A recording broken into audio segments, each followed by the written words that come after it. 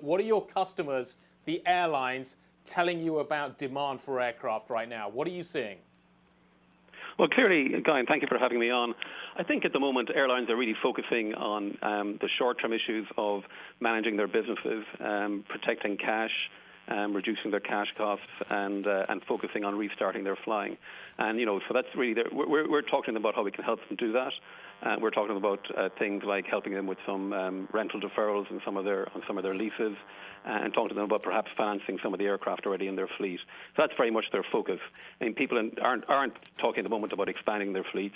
They are focused, though, on the long term about how they're going to need to continue to renew their fleets, continue to build the efficiency of their fleets in terms of both the environmental and the fuel efficiency. So in the immediate term, they're really just focusing on how do they get their airplanes back in the air.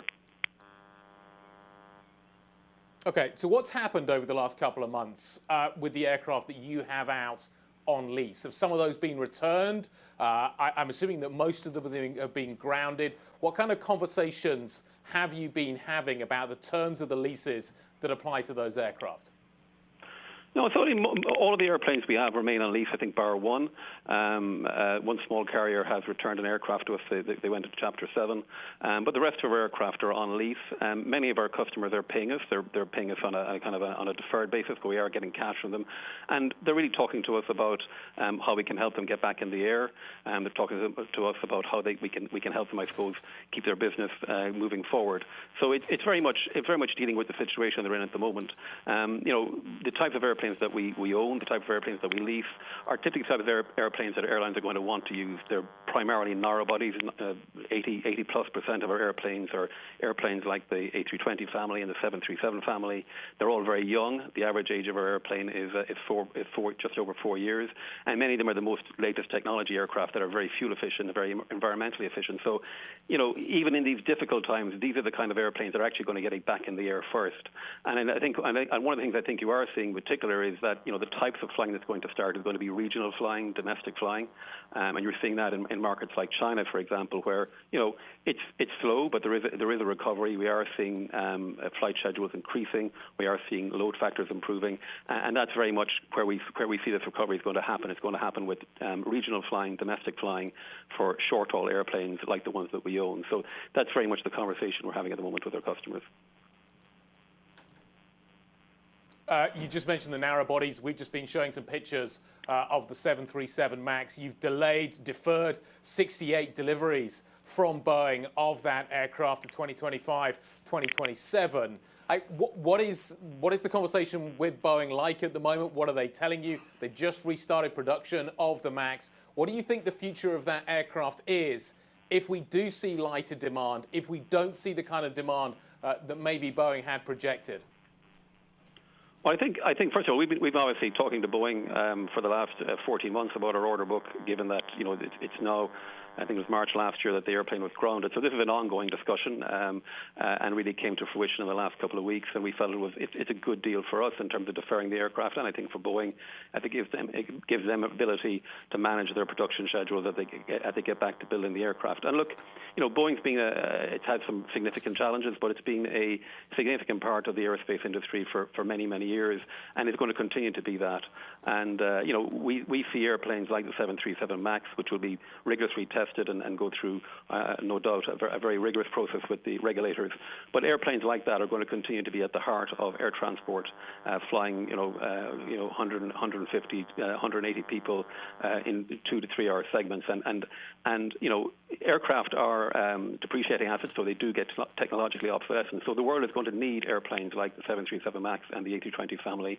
So I believe Boeing is going to continue building the aircraft. They clearly have had a real challenge in getting the program back up and running. They've started production again. I think they're going to take it easy. They're going to go slowly and make sure they don't rush things.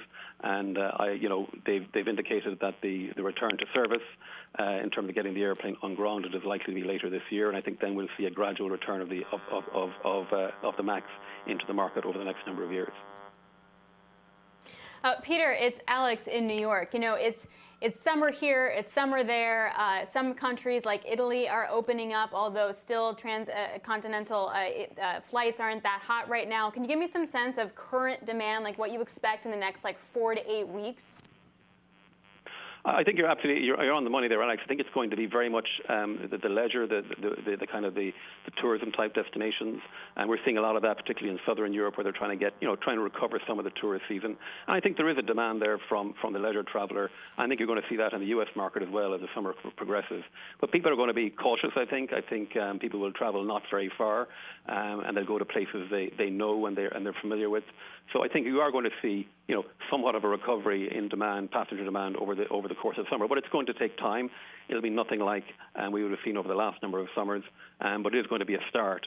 I think you're right. I think the long haul demand is going to take longer, and certainly I think we won't see significant improvement in long haul travel probably until sometime into next year. But I do think that there will be some recovery with the vacation season this year. Can we just talk about liquidity for a second here? Interest rates for you guys yields are really high. Many say, look, they're not sustainable. How long can you sustain where you are before you have to tap other liquidity sources? Well, we're in a very good position. I mean, we have very strong liquidity sources. As you probably know, we're owned by two very large Japanese institutions, including one of the largest financial institutions in Japan. We have liquidity lines of in excess of available undrawn liquidity lines in excess of $6 billion. We've very low refinancing needs this year. So actually, we're in a very comfortable position. We also have a very strong credit rating, which I think will stand us in good stead when we do seek to tap various funding sources. But generally, I think our business is in a good place, and we've been planning for this for many years. Okay, Peter, you've reported strong pre-tax profits this morning, but I'm just kind of wondering what the story does look like going forward. Alex brings up a really interesting point. Interest rates are incredibly low. How does that ultimately affect this business? Does it suck more capital in as people go yield hunting? How does that very low for long interest rate environment affect you and this industry, do you think?